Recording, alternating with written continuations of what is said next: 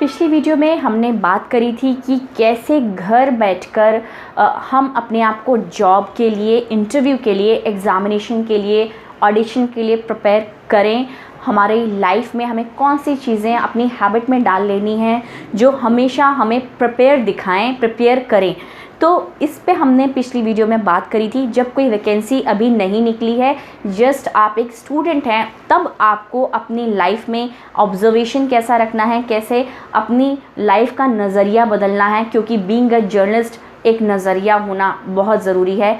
तो आज की वीडियो में हम उससे आगे की बात करेंगे। शुरू करते हैं अपनी वीडियो।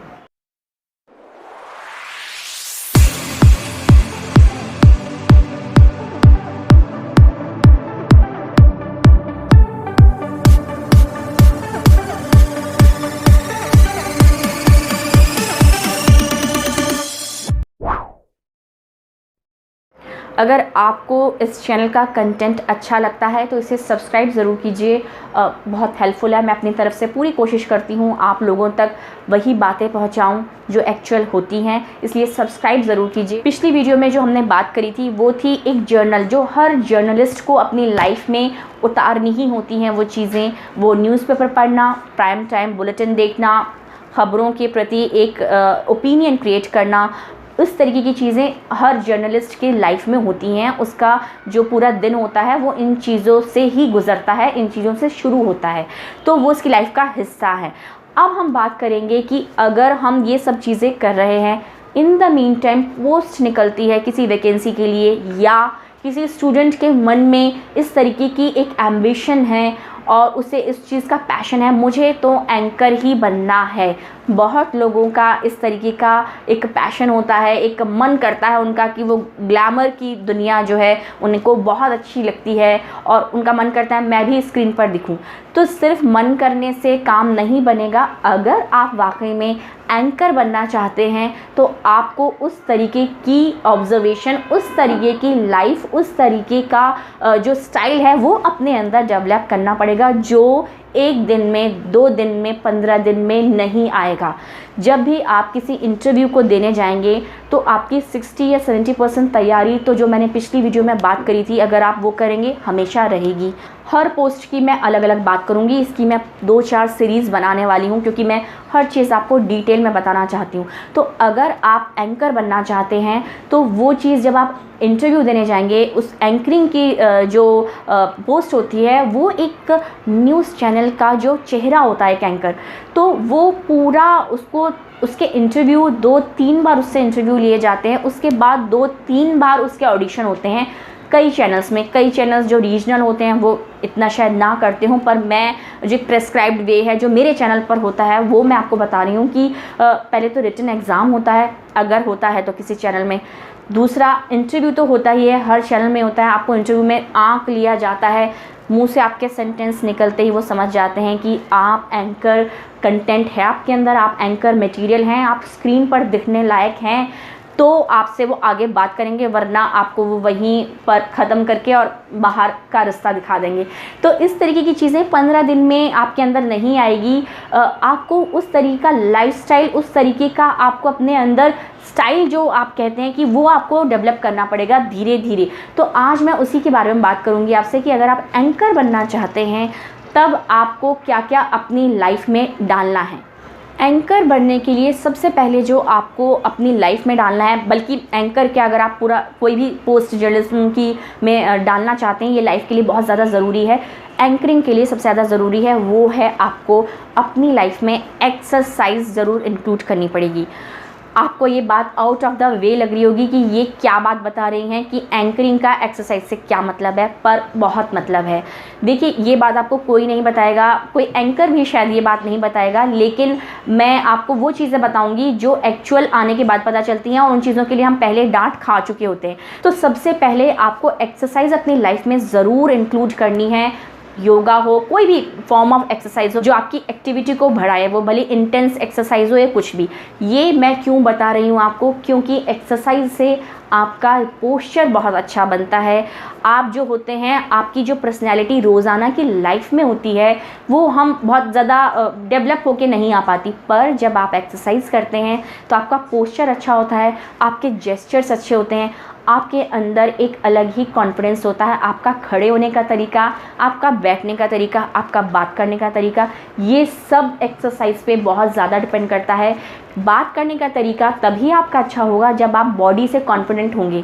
अगर आपकी बॉडी, जैसा कि रोज़मर्रा की लाइफ में लोगों की होती है कि आप लेथार्जिक होते हैं या इतने एक्टिव नहीं होते हैं, तो आप जब इंटरव्यू के लिए जाएंगे तो आप वहाँ भी ठीक है, आप दिखाने की कोशिश करेंगे, पर दिखावा बहुत देर नहीं चलेगा। तो आपको अपनी लाइफ में आपको एक्सरसाइज इंक्लूड करनी है। तो एक्सरसाइज से आपका पोस्चर अच्छा होगा, जेस्चर अच्छा होगा, आप कॉन्फिडेंट दिखेंगे तो आपका चेहरे पे वो कॉन्फिडेंस झलकेगा। बस यही चीज़ वो लोग आंकते हैं कि ये बोल पाएगी स्क्रीन के सामने या नहीं। दूसरी चीज़ जो आपको अपनी लाइफ में करनी है वो है अपने कम्युनिकेशन स्किल पे ध्यान देना है। कम्युनिकेशन स्किल पे मतलब जो भी आप बात कहें वो पोलाइट तो हो ही, लेकिन वो स्पष्ट भी हो और डायरेक्ट भी हो, वो कोई घुमावदार बात नहीं हो। दूसरा, कम्युनिकेशन का जो सीधा सीधा एक ताल्लुक़ बैठता है कम्युनिकेशन स्किल का, वो है आपकी नॉलेज से। अगर आपको किसी चीज़ के बारे में, किसी स्टोरी के बारे में या उसके बैकग्राउंड के बारे में आपको नॉलेज है, आपका एक अपना ओपिनियन है, आप अपना कम्युनिकेशन आपका अपने आप निकलने लगेगा, आपके मुंह से शब्द निकलने लगेंगे। पर अगर आपको किसी चीज़ की नॉलेज नहीं है और आप चुप बैठी हैं और आपसे पूछा गया वो सवाल, गेस्ट बोलने लगा, तो आप हाँ हूँ में बस हाँ बहुत है ये कह के आप अपनी स्टोरी को कंक्लूड कर देंगी। ये सब चीज़ें जो है, इसका सीधा आपके नॉलेज से एक कनेक्शन बैठता है। आपका कम्युनिकेशन स्किल तभी अच्छा होगा जब आपको किसी चीज़ की नॉलेज होगी, आप तभी सामने वाले को उस चीज़ के बारे में बता पाएंगे और उससे वो चीज़ में आगे सवाल पूछ पाएंगे।